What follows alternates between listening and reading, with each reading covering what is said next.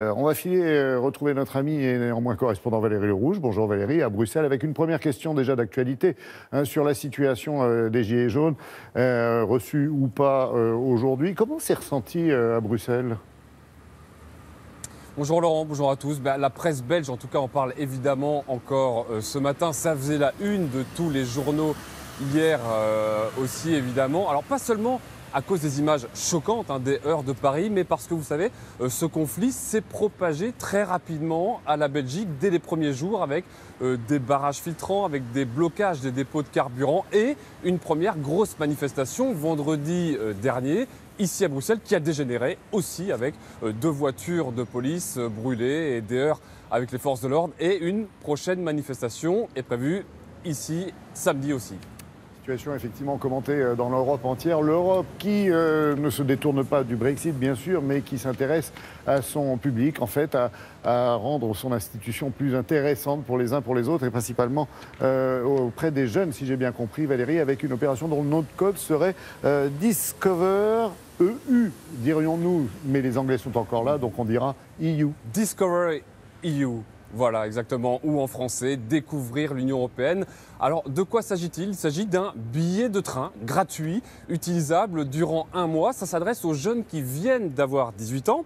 Alors, une première vague de billets a été offerte pour l'été dernier, 15 000 billets offerts. Il y a eu 100 000 demandes. Alors, face à ce succès, eh bien, la Commission européenne paye une deuxième tournée avec 12 000 tickets qui seront disponibles. Il faut s'inscrire avant le 11 décembre. Ça concerne évidemment les Français. Nous avons rencontré une Française et une jeune Belge qui ont profité du programme l'été dernier. Zoé Durand et Clément Dalmar les ont rencontrés. Valentine garde des souvenirs inoubliables de ses vacances d'été. Le programme Discover EU de la Commission européenne lui a financé une partie de son voyage en Europe du Nord. En fait, j'ai gagné vraiment un ticket Interrail. Chaque jour de voyage, on devait mettre la date, et si on ne la mettait pas, on avait des amendes. Et puis après aussi, on devait écrire d'où on partait, jusqu'à où. Amsterdam, Copenhague, Paris, Stockholm, autant de capitales que la jeune Belge a visitées avec d'autres Européens, rencontrés grâce au programme. J'ai demandé sur le groupe Facebook s'il y avait des personnes qui voulaient visiter le même pays que moi pendant la même période de temps. Et j'ai trouvé 2 Français, un Espagnol qui est pas sur la photo et une Allemande.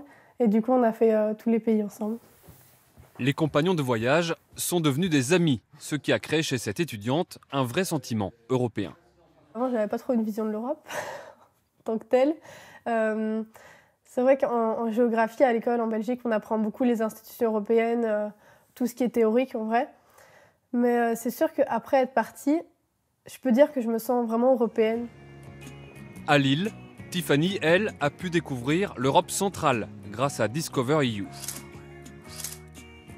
Notamment l'Autriche et la Croatie avec une amie. On n'était pas beaucoup sortis de la France, on était allé 1 ou 2 fois en Angleterre, mais bon voilà. Et là, c'était vraiment, on arpentait les rues à pied, puis on discutait un peu avec les gens, on apprenait un peu la langue. Puis bon, t'as aussi tout ce qui est les coutumes, la culture. Seul le transport est pris en charge par l'Europe.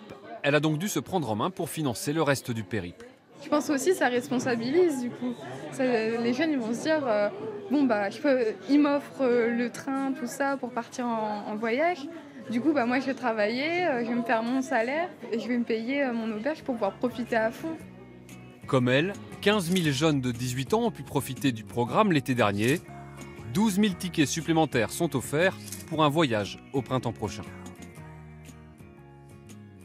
Et quels sont, Valérie, les jeunes qui profitent le plus de cette magnifique opportunité ? Les Français ? Non.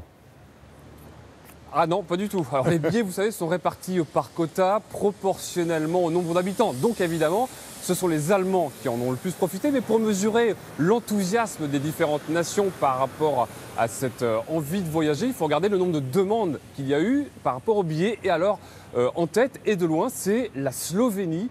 La demande était 22 fois supérieure au nombre de billets. Alors ça n'a rien à voir avec la taille du pays, puisque le deuxième c'est les Pays-Bas et puis la Lituanie derrière. La France est plutôt en bas de classement. On aime bien rester chez soi visiblement. Et puis alors ce n'est pas un hasard peut-être, ce sont les Britanniques qui sont La lanterne rouge, dans la demande de ce programme Discover EU, il y avait moins de 2 demandes pour un billet disponible.